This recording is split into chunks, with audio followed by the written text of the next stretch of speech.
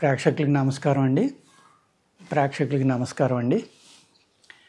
మనకి మూర్కొండ అని దొరుకుతుంది.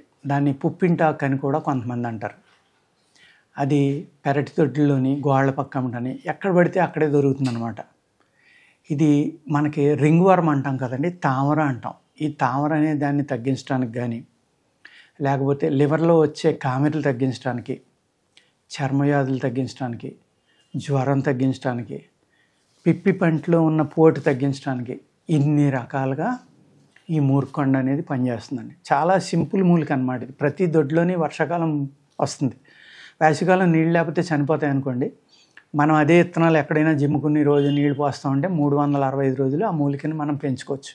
వాటర్ ఉన్న చోట ఎప్పుడు దొరుకుతుంది. అది నీళ్లు ఆరిపోకుండా ఉంటే భూమి 365 రోజులు అలా పెద్ద మొక్క చనిపోయినా చిన్న మొక్క మొలుస్తూ ఉంటుంది. అలా కంటిన్యూగా మీకు వస్తుందన్నమాట. మూర్కొండ అంటారండి. దాన్ని పిప్పంటాకు అని కూడా అంటారు. పల్లెటూరులో ఉన్న వాళ్ళకి చాలామందికి దీని మీద అవగాహన ఉంటుంది. దాన్ని పూర్వం ఏం చేసేవారంటేనండి, ఆకులు తీసుకుని కొంచెం ఉప్పు కలిపి రెండు మెత్తగా నూరి దాన్ని చిన్న ఉండలాగా చేసి పిప్పి పన్ను బొర్ర ఉంటుంది కదండి, ఆ బొర్రలో పెట్టేవారు. పెట్టి దాన్ని నూరు ఆవలించి అలా కూర్చోమంటే మన నోట్లోంచి కారిపోయి సొంగతోటి పాటు ఈ చనిపోయిన ఈ పిప్పి పన్నులో ఉన్న క్రిములు ఏవైతే ఉన్నాయో అవన్నీ చనిపోయి పిప్పి పన్ను పోటు 2 రోజుల్లో తగ్గిపోయేదండి. అదేవిధంగా ఈ మూర్కొండ యొక్క వేరుని తీసుకుని ఆ వేరుకు సమానంగా మిరియాలు తీసుకుని మీరు దాని చూర్ణం మిరియాల చూర్ణం సమానంగా కలుపుకోవాలండి.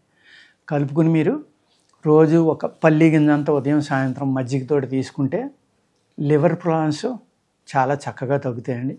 అదే మాత్రతోటి మీకు జ్వరాలు కూడా కంట్రోల్ అవుతాయి. అలాగే దీని యొక్క ఆకుపసరు ఉంది కదండి, ఈ ఆకుపసరలో మీరు ఆకుని కొద్దిగా సాల్ట్ వేసి నూరుకోండి. నిమ్మకాయ కానీ సాల్ట్ కానీ రెండాట్లో ఏదైనా పర్లేదు. మీకు తామర అంటాం కదా, రింగ్ వర్మ్ అంటాం. ఆ రింగ్ వర్మ్ మీద కనుక అది రాస్తే బాగా మండుతుందండి. కొంతమంది పడని శరీరం ఉంటే కనుక పుండు పట్టడానికి కూడా అవకాశం ఉంది. అందుకేం చేస్తారంటే మీరు చిన్న ప్యాచ్ మీద రాసుకోండి. ఆ తామరలో మూలను రాసి చూడండి 2-3 రోజులు. బాగానే ఉందనుకుంటే అప్పుడు మొత్తం ప్లేస్లో రాసేయండి. రాసేస్తే ఏమవుతుందంటే దురద అయితే 2 రోజుల్లో తగ్గిపోతుందండి. ఒక వారం రోజుల్లో తామర అనేది చర్మం మీద లేకుండా పోతుంది. కానీ ఈ తామర అనే బ్యాక్టీరియా బాడీలో రక్తంలో ఉంటుందండి. అది తగ్గించడం కష్టం అవుతుందన్నమాట. అది తగ్గడానికి టైం పడుతుంది.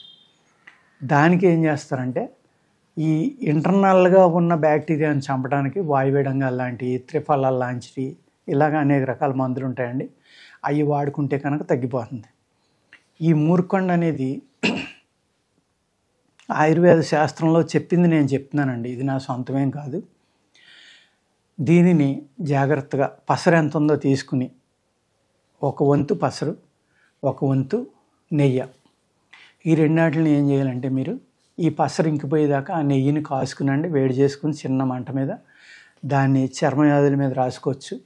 అలాగే ముక్కులో ఏదైనా బాగా ఎక్కువ ఇబ్బంది ఉండి బ్లాక్ అయిపోవటం ఇలాంటివి ఉన్నప్పుడు కూడా మీరు 1-2 డ్రాపులు పడుకునేటప్పుడు గోరువెచ్చగా చేసి అది కరిగిన తర్వాత 1 or 2 డ్రాప్స్ వేసుకుని పడుకుంటే ముక్కులో ఉన్న క్రిములు కానీ, ముక్కు నుంచి బ్రెయిన్ వరకు ఆ దారి ఉంటుంది కాబట్టి ఈ అంగుట్లోకి వచ్చినప్పుడు అది దిగినప్పుడు అంగుట్లో కానీ ఆ ముక్కు ద్వారంలో మొత్తం ఎక్కడ దాకా అయితే ఉందో అక్కడ దాకా ఉన్న క్రిములన్నీ చనిపోయి ముక్కులు బ్లాకేజ్ తగ్గడం, రొంప దగ్గు అనేవి కూడా తగ్గడానికి, అంటే ముక్కు ద్వారా వచ్చిన దగ్గు గొంతుకు ద్వారా వచ్చింది కాదండి. ఈ మందు గొంతుకులోకి దిగితే అక్కడ బ్యాక్టీరియా చచ్చిపోతే దగ్గు తగ్గడానికి కూడా ఆస్కారం ఉంది. ఇలాగ మీరు ఆవు నెయ్యిలో చేసుకోండి. దేశీయ ఆవు నెయ్యి అయితే మంచిదండి. మామూలు ఏ నెయ్యి పడితే ఆ నెయ్యిలో కాదు, దేశీయ ఆవు నెయ్యిలో కనుక చేసుకుని మీరు ఇలాగ ఒక్కొక్క చుక్క వేసుకుని పడుకుంటూ ఉంటే మీకు కంటి చూపు తగ్గకుండా ఉంటుంది, వెంట్రుకలు రాలకుండా ఉంటాయి, బ్రెయిన్ యొక్క ఆలోచన శక్తి విపరీతంగా పెరుగుతుంది. ఇవన్నీ ఆవు నెయ్యిలో ఉన్న లక్షణాలండి.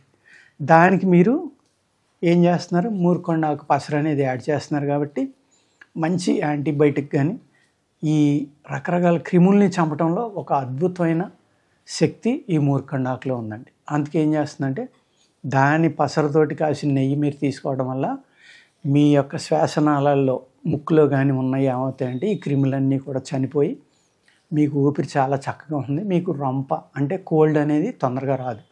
ఎందుకంటే మనకి రాబోయేది వింటర్ శీతాకాలం. ఈ శీతాకాలంలో అందరికీ కాఫ్ కోల్డ్ విపరీతంగా ఉంది.